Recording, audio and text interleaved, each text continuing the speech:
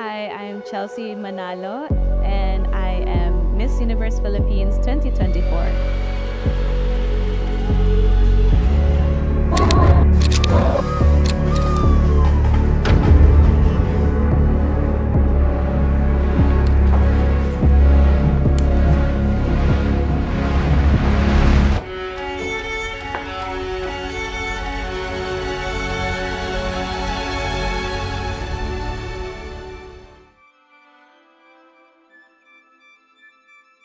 So it was very challenging, pero maganda at inspirational. Kahit sinong bata naman gustong-gusto yan yung nasa labas, meron siya mga kaibigan, naglalaro siya. And yung time ko with my family, yung sa pinsan ko, yan yung mga chine-cherish kong moments with them.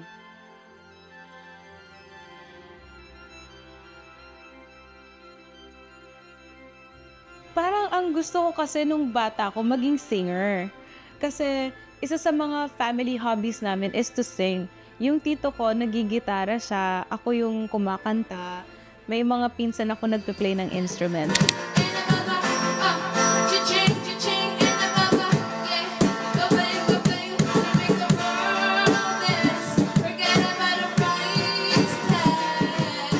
Nung mga bata pa kami, ang banding namin nun is yung nagmi-mini concert kami dun sa may looban namin. Tapos si Daddy, siya yung sa gitara, si Kawili dun sa may bass guitar, tapos ako naman dun sa may kahon. Yung parang ano siya, drum siya na kahoy, tapos gamit lang kamay. Ganun. Tapos si Chessy, siya yung singer namin nun.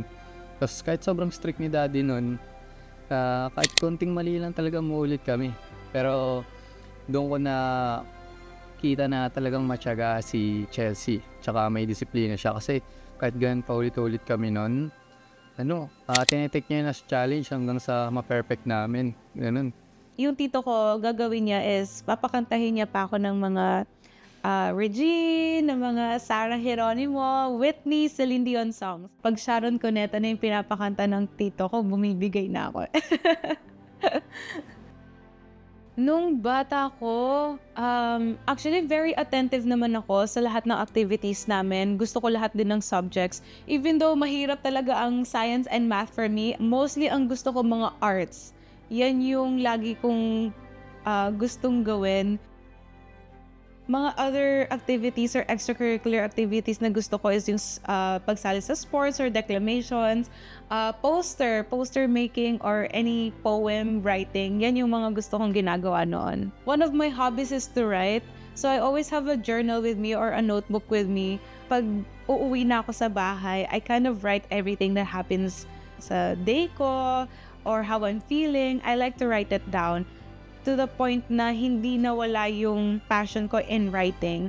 Binibigay ko sa mom ko and sa dad ko mga personal writings ko or cards to them. Nagsusulat pa ako ng mga love letters ko for them.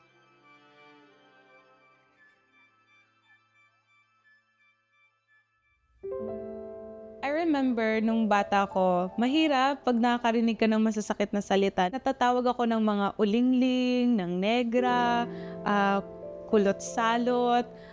Yan yung mga nasasabi sa akin noon kasi hindi naman ako laging maayos na hair. So lumalabas lang ako kulot na kulot. Like, lumalabas talaga yung kulot ng hair ko. Tapos maitim na payat. And I never saw myself different kasi sabi ko, Pilipina naman ako. Dito naman ako lumaki sa Pilipinas at nagpaglaro naman ako sa mga bata. Bakit iba yung trato kaya sa akin? It's so easy to say these words na masakit siya tanggapin. Kaya yun, may iyak ka talaga and you'd come home to your parents ng yun, naiiyak ka. Even saying harsh names or harsh words to other kids, hindi ko siya nagawa. And I still remember, ang ginagawa ko na lang talaga to cope up with it is to cry and go home. May mga moments na gusto mo na din silang labanan talaga eh. Pero hindi ako pinalaking ganun ng parents ko. Hindi ako physically nanakit at some point because laging turo sa akin ng magulang ko na huwag kang mananakit ng ibang tao, ng kapwa, ng ibang bata. Sometimes yung mga adults pa sila yung magsasalita. So, nawawalan ako ng confidence somehow. They're telling you, hindi mo kaya yan, hanggang dyan ka lang. Or hindi ka naman maganda eh, why would you join? Naging malaking factor yung suporta ng parents ko and my real friends na yun yung nagpautibay sa akin to grow as a person, as who I am. Na no matter what people will say or happen in my life, life moves on. Go forward. Hindi naman natatapos ang pangarap or ang isang bagay kapag may humahadlang. Laging sinasabi ng mga tao, Black Beauty. I remember yung, actually, isa sa mga tao na nag-inspire sa akin at a very young age, it was Miss Tyra Banks. Nung napanood ko kasi yung America's Next Top Model, siya na yung host. Tapos gandang-ganda ako sa kanya. Like, her eyes, yung color niya, yung smile niya. I saw myself in her. Kasi nakikinig na ako the way she speak, she motivates and influence people at a young age like me. Ang laki ng impact eh. And here in the Philippines, it was Miss Venus Ra. Somehow, siya yung naaalala ko. And not just in pageantry lang but herself.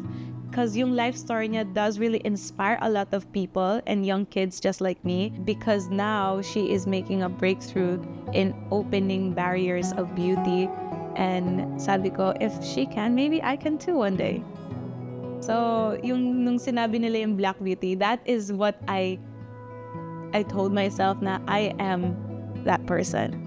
Sobrang proud ko sa kutis ko, sa ganda ko ngayon. Kasi alam ko na ito yung isa sa mga naging challenges ko eh. Medyo nahirapan akong i-accept to na ito talaga yung kulay ko, ito talaga yung buhok ko.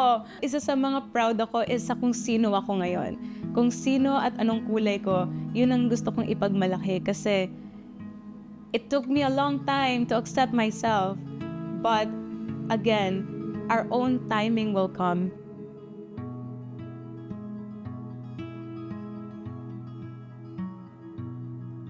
Love yourself. Don't be too hard on yourselves. That to love your life. Love your journey. Because your journey can sometimes be rough and rocky.